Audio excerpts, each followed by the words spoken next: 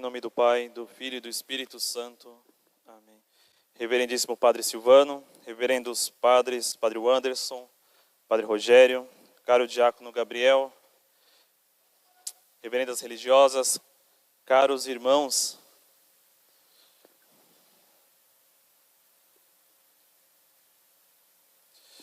Então é com imenso júbilo que chegamos no derradeiro dia do nosso novenário e como é especial para nós podermos meditar sobre os milagres que nosso Senhor realiza e através desses milagres como que nosso Senhor vai nos conduzindo, vai nos ensinando tantas coisas.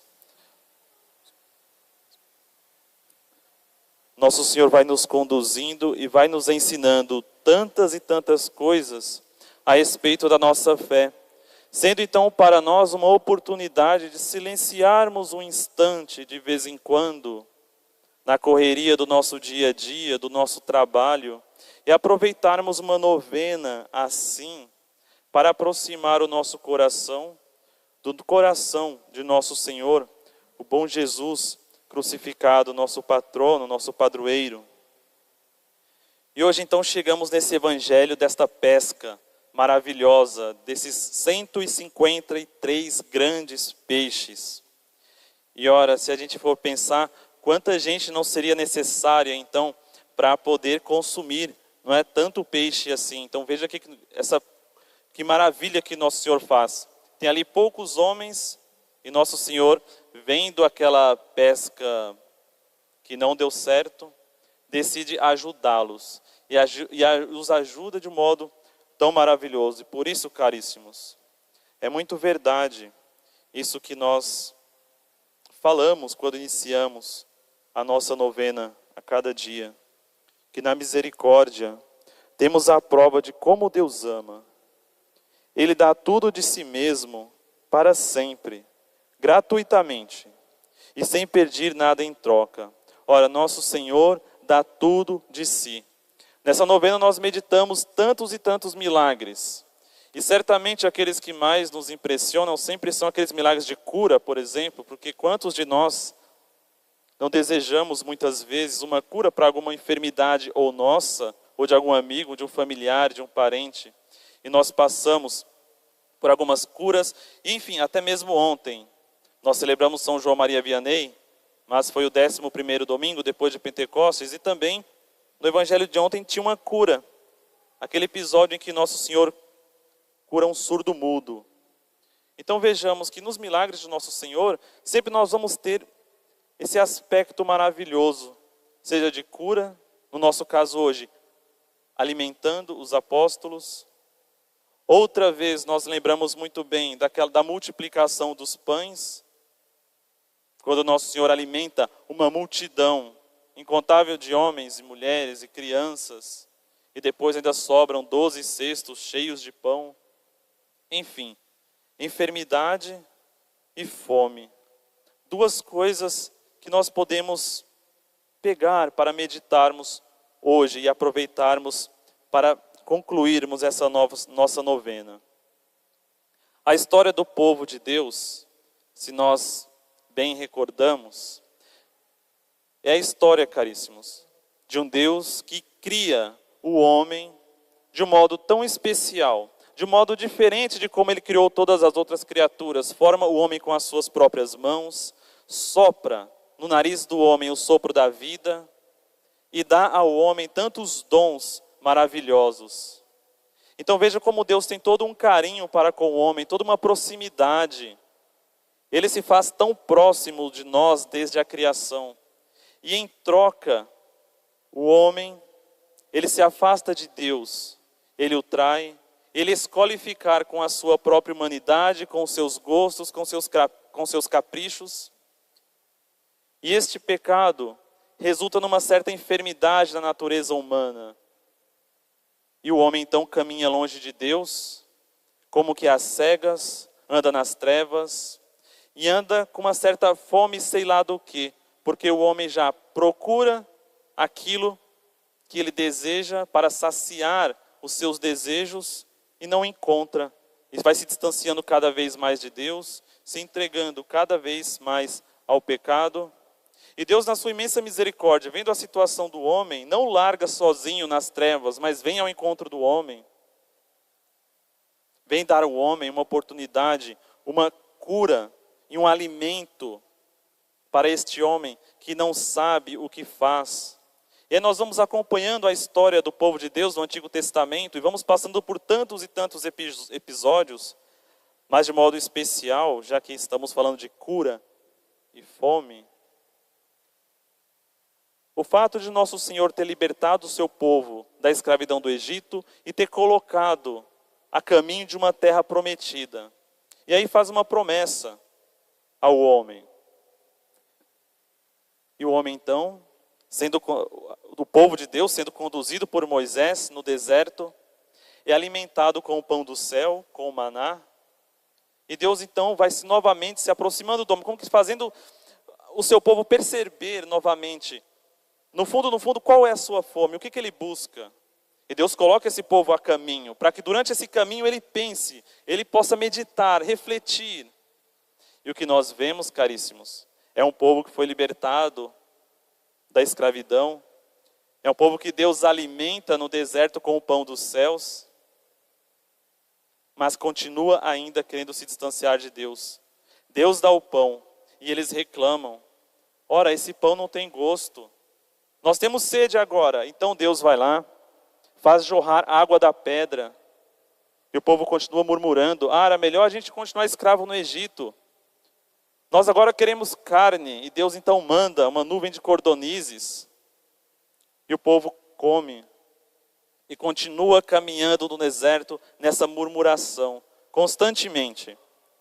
E Deus dá um jeito de ficar ainda mais próximo do homem. E encarna. Vem até nós. Vem caminhar entre nós para ver se assim nós percebemos o que realmente nos aflige, se nós percebemos essa enfermidade que nos deixa prostrados, e é como que nos dá uma chance de agora sim desejar o alimento que é capaz de saciar a nossa fome nessa peregrinação.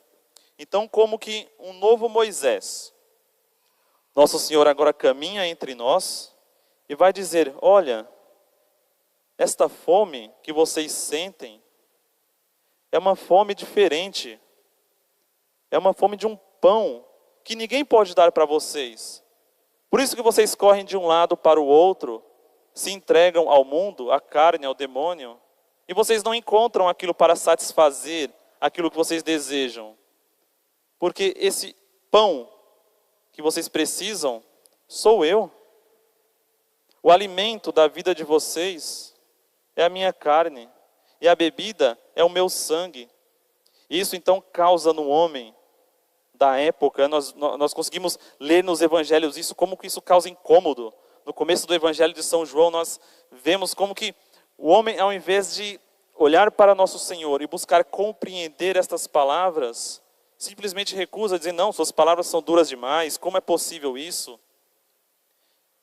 Justamente, caros, porque nosso Senhor, para nos dar o alimento que realmente é capaz de saciar esta nossa fome, Ele primeiro oferece para nós uma cura, a cura da nossa alma. Porque de fato, assim como acontece na vida material, né, na nossa vida comum, uma pessoa quando está prostrada, enferma, doente, sei lá, com uma enfermidade forte, não consegue tomar alimento nenhum, porque se comer, não é como que volta tudo aquilo, e nós temos que ter todo um cuidado, preparar um alimento especial, uma coisa menos sólida, aos pouquinhos dar na boca da pessoa para ver se ela vai se nutrindo, criando força. Nosso Senhor como que faz a mesma coisa conosco espiritualmente. E dentre essas diversas curas que Nosso Senhor realiza, eu tomo como exemplo esta que eu disse do Evangelho de São Marcos, em que Nosso Senhor cura um surdo-mudo, como que preparando todos nós para compreender a nossa enfermidade e aos poucos nos oferecer esse alimento para nos mantermos agora sim saciados. Diz o Evangelho de São Marcos que Nosso Senhor, no meio daquela multidão, ele tomou aquele homem à parte, tirou do meio da multidão, tocou o ouvido daquele homem com as suas mãos, disse: Éfeta, abra-te, né? Abre-te, dá uma ordem. E esse homem passou então a ouvir. E ele também era mudo, não falava direito. E nosso Senhor toca a sua própria língua com o polegar, tira um pouco de saliva da sua língua e coloca essa partícula de saliva na língua daquele homem. E o homem começa a falar direito. Isso é incrível, né? Porque nosso Senhor se faz tão próximo daquele pobre. Porque nosso Senhor podia, com um único pensamento, com uma única palavra, ter curado aquele homem. Mas não. Nosso Senhor tira ele do meio da confusão. Chama ele à parte. E então aquele homem é capaz de olhar nos olhos de nosso Senhor. Olhar nos olhos do médico, do verdadeiro médico da sua alma. E nosso Senhor, com as suas santas e veneráveis mãos, toca os seus ouvidos como que restaurando aquilo que um dia estava defeituoso. E toca a sua língua, também como que restaurando aquilo que estava defeituoso. E não só isso. Nosso Senhor, ao colocar uma partícula da sua saliva, sobre a língua daquele homem, ele estava como que colocando sobre aquela língua uma partícula da sua santa humanidade. Eis o remédio excelente. E o homem então se põe a falar. É linda a oração que o padre faz na missa, durante o ofertório, quando coloca essa gota de água dentro do cálice com vinho. O padre diz assim: ó Deus, que criastes de modo maravilhoso a natureza humana, mas a reformastes de modo ainda mais maravilhoso. E aí segue a oração. Concedei que, pelo mistério desta água e deste vinho, etc, etc,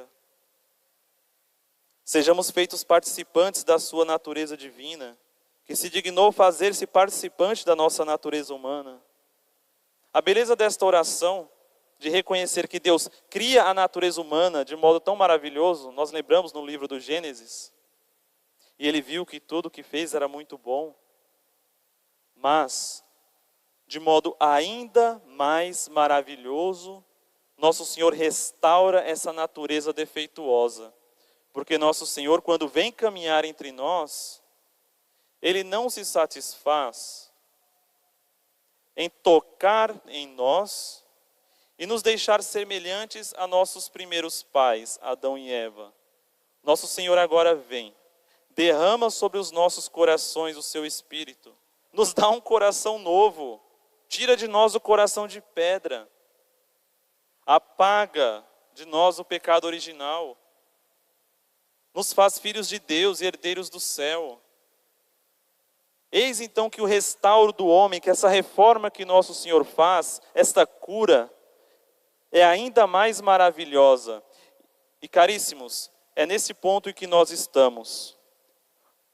Isso que aconteceu com esse surdo-mudo, acontece no dia do nosso batismo, porque são esses mesmos gestos que o padre faz quando batiza as crianças. Toca os seus ouvidos, repetindo a mesma palavra, éfeta, abre-te, para que agora possas escutar os verdadeiros ensinamentos e crer naquilo que te foi ensinado. O padre faz o mesmo gesto de tocar na sua própria língua e tocar na língua do bebê, repetindo aquilo que nosso Senhor fez. E aquilo que nós ouvimos um dia deve alimentar o nosso coração para que nós possamos também proclamar e ensinar aos demais, a dizer aos demais: abre tu também o teu ouvido ao que te é ensinado. Abre o teu coração e os teus ouvidos às meditações desta novena, por exemplo. Não fique mais como eras. É hora de mudar, porque nosso Senhor caminha entre nós e restaura a nossa natureza de modo ainda mais maravilhoso. Agora somos filhos de Deus. E após então esta cura tão maravilhosa, nosso Senhor não vai mais nos alimentar com uma partícula da sua santa humanidade. Nosso Senhor não vai colocar sobre as nossas línguas apenas um pedaço de si. Nosso Senhor agora vai se dar inteiramente a nós. Daqui a pouco, na mesa de comunhão, isso vai acontecer conosco. e será colocado sobre as nossas línguas. Nosso Senhor inteiro, corpo, sangue, alma e divindade, glorioso como está nos céus. E agora teremos a oportunidade de vivermos esta cura, esse restauro que foi feito em nós, e sermos saciados desta fome que nos faz, muitas vezes, errar no nosso caminho e procurar alimento onde não há alimento.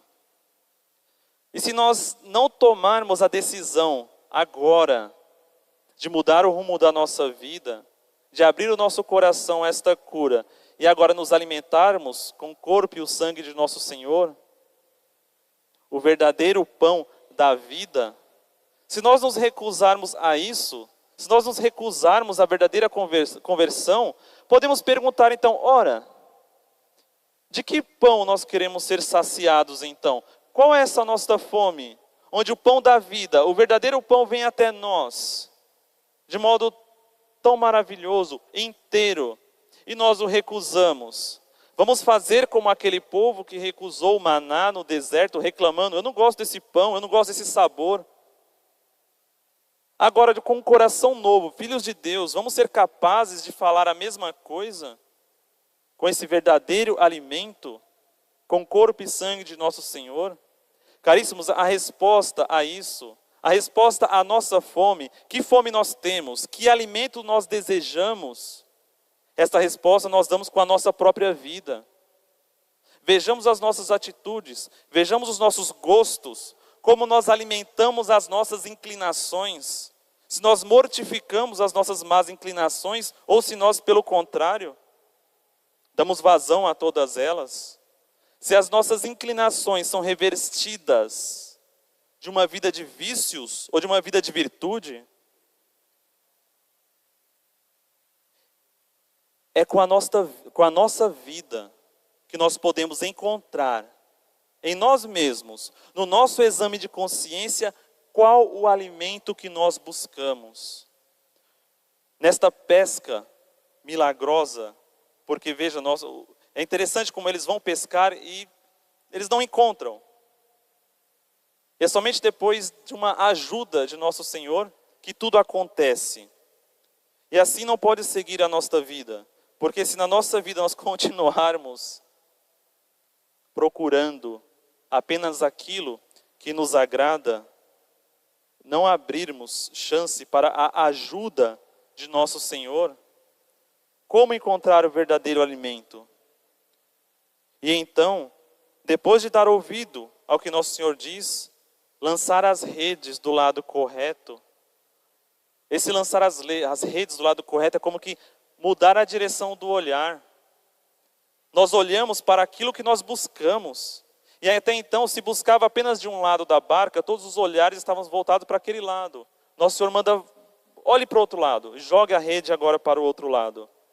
Esse desvio de olhar faz com que mude toda a história. E a pesca agora seja frutuosa. E depois então de uma pesca frutuosa, que deu trabalho, porque diz que as redes ficaram pesadas. E assim vai dar trabalho à nossa conversão. A nossa conversão, o nosso olhar para o outro lado, olhar para onde nosso Senhor quer que nós olhemos, isso dá trabalho, isso exige mortificação, exige paciência, ou vida de oração. Mas depois de fazer tudo isso, caríssimos, nós vamos ouvir aquilo que eles escutaram de nosso Senhor. Vinde, comei. Se nós voltarmos hoje, não só o nosso olhar corpóreo, mas o olhar da nossa alma para o sacrário, se nós voltarmos o nosso olhar para nosso Senhor, quando o Padre disser, eis o Cordeiro de Deus, eis o alimento, se nós formos capazes de olhar, desviar o nosso olhar agora para nosso Senhor, e admitir que este é o alimento que sacia a nossa fome, nós vamos ouvir no fundo da nossa alma a mesma voz que os apóstolos ouviram. Vinde, comei. E continua o evangelho. E eles então não ousaram perguntar quem era. Jesus aproximou-se, tomou o pão e lhes deu.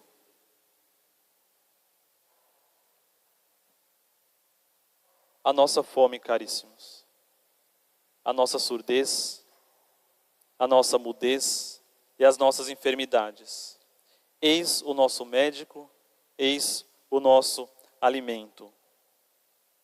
Nosso Senhor é aquele que se faz alimento justamente por ser o único capaz de saciar esta nossa fome, a qual o mundo, a carne e o demônio jamais pode fazer.